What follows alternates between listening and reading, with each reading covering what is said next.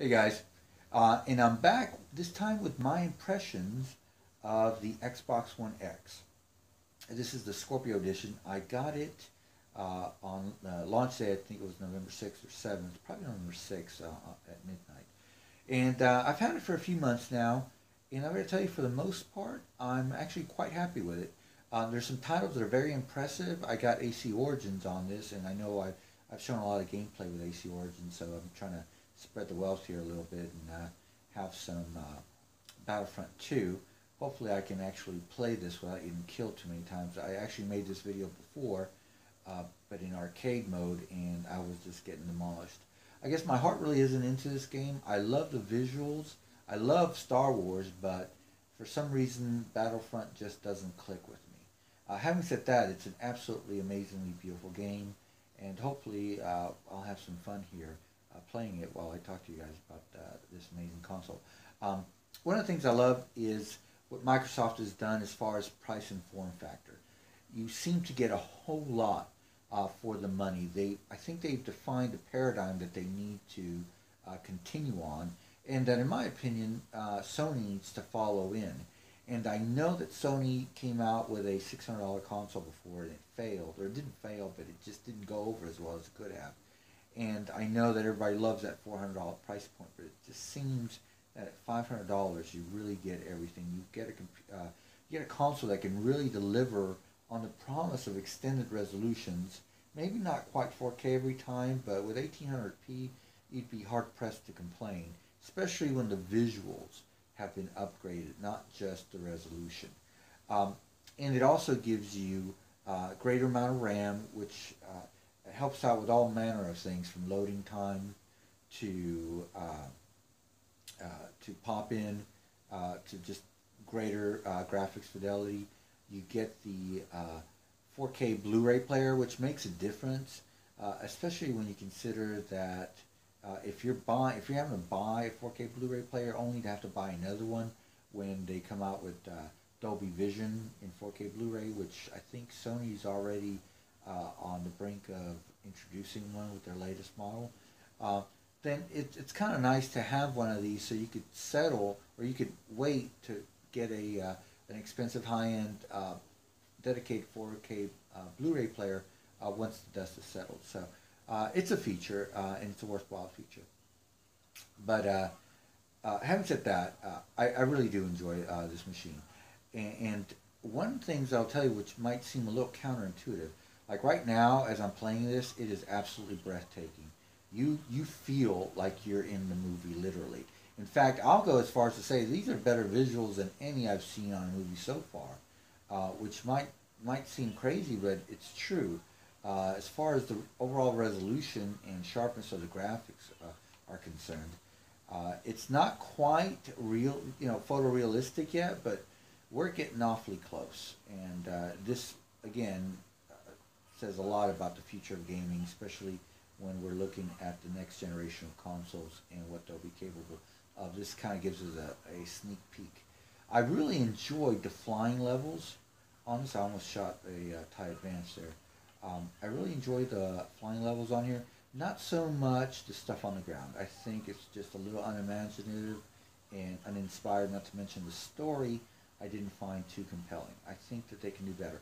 One of my favorite games of all time, actually Star Wars or not, was the original Knights of the Old Republic. I like the second one as well, but the whole plot twist on that first one is unlike anything else I'd ever seen in a video game before. So that's the kind of story telling I want to see. I want to see what they would have done with 1313 or the new game that got canceled that had Amy Hennig at the helm. That's the kind of thing I want to see going forward. I really wish you guys were sitting on my couch here, and I know with the amount of views I've gotten, that's not a possibility. But if you could just see it the way I'm seeing it right now, it is absolutely amazing. One of the things I wanted to say is, which is a little counterintuitive, one of the things I noticed, I bought 8 or 10, I can't remember exactly how many games for the Xbox One by now. And I gotta tell you, with the exception of just one, they've all been Xbox One X enhanced. Battlefront 2, which we're playing right now, AC Origins, Assassin's Creed Origins, Zoo Tycoon, not so much. It was listed as enhanced, but I got the wrong version. You have to get the special Ultimate Edition. Killer Instinct I got. That's enhanced. A game that is 1440, I believe. They claim it's full 4K, but it's 1440. Quantum Break, a game that I've always wanted to play, but I couldn't because I didn't have an Xbox One. I own that now. That's enhanced. There's several other, Middle-earth Shadow of War, which I've just started playing right now with my girlfriend. That's enhanced as well. And I know there's a few other, Gears of War 4 and Halo 5, along with Diablo 3. I think I've named off 9 by now. Those are all, and Titanfall 2. That's the one I was missing. Titanfall 2. I think those are all the ones that I've gotten so far. All those games are Xbox One X enhanced. So I couldn't be more thrilled in that sense that right off the bat, everything I gotten, even these older games, some of which are upwards of 2 years old with Halo 5, are Xbox One X enhanced. And then we've got games that I'm looking forward to in the future. Red Dead Redemption, which for me, thank God it's been delayed till the fall. That just means that game is going to fix, hopefully the developers are going to fix all that's potentially wrong with it. That's going to be released in the fall. Looking forward to that. Another one that I'm looking forward to is Cyberpunk 2077. Now, that game is so far off that I may opt to get it on PC if I have a PC by then. I am waiting for there to be the new generation of PCs, and I might have to wait or PC cards, I should say, the Navi, and I guess they're calling it either the Ampere or Turing, one of those, for AMD. So either NVIDIA or AMD. I'm actually thinking maybe Navi with AMD. I'm just interested in seeing what they're going to do with that because it seems really, really compelling. I know it's going to be a 7 nanometer architecture, so in some shape, form, or another, it should be quite a heavy hitter. So I'm very, very curious to see what that's going to be like. But of course, you got to make a decision based on price and performance. So until all the cards are released, I'm not going to know. Hopefully, some of this Bitcoin stuff will blow over.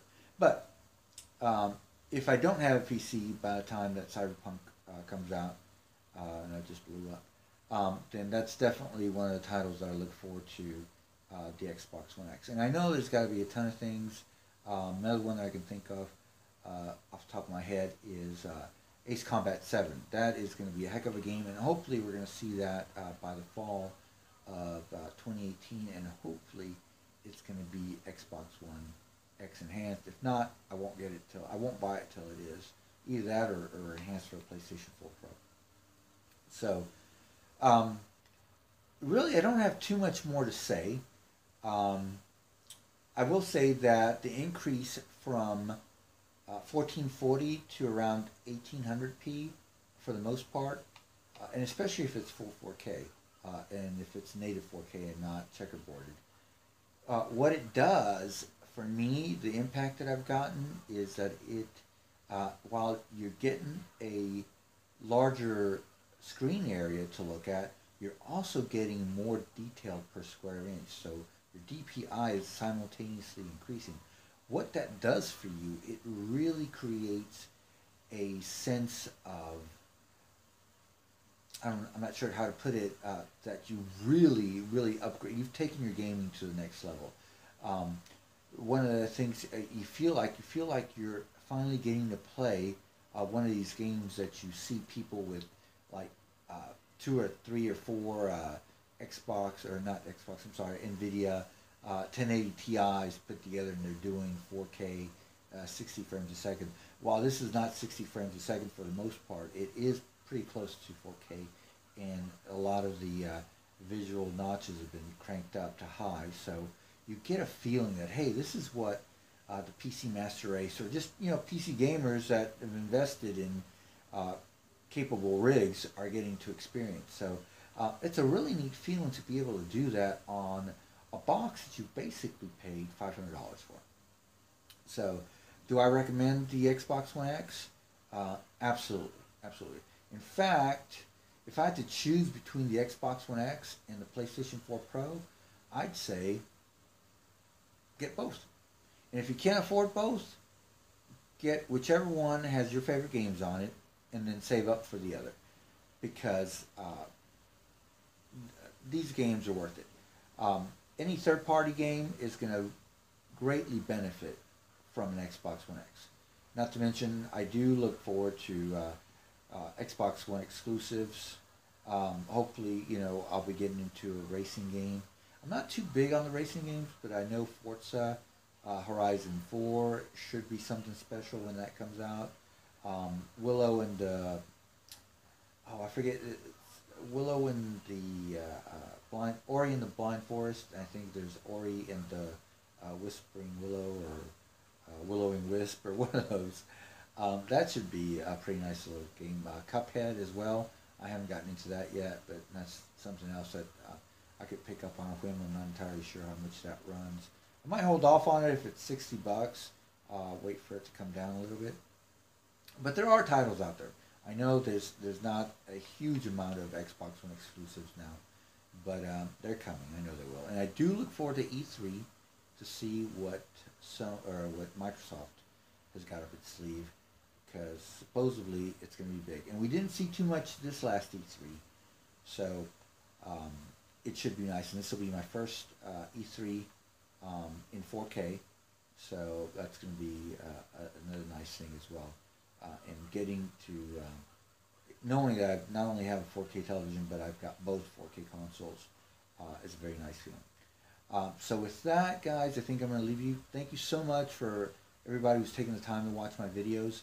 I know they're not of the best quality. I'm still learning, and to tell you the truth, I probably won't be doing any editing whatsoever until I get a dedicated gaming PC that's going to have the horsepower and the flexibility with software to be able to do anything like that. So, thanks for sticking with me. Again, I'm do whatever I can to upgrade the quality of these videos in any way I can, and I look forward to talking to you guys next time. Consequently, I look forward to making the next video, because I think I'm finally going to start to tackle the topic of this channel, which is 9th Gen gaming, PlayStation 5, the Xbox 2, and what that means to me, and all my thoughts and speculations on that entire subject. So with that, I'll say good night, and hopefully I'll see you guys soon. All right, take care. Bye-bye.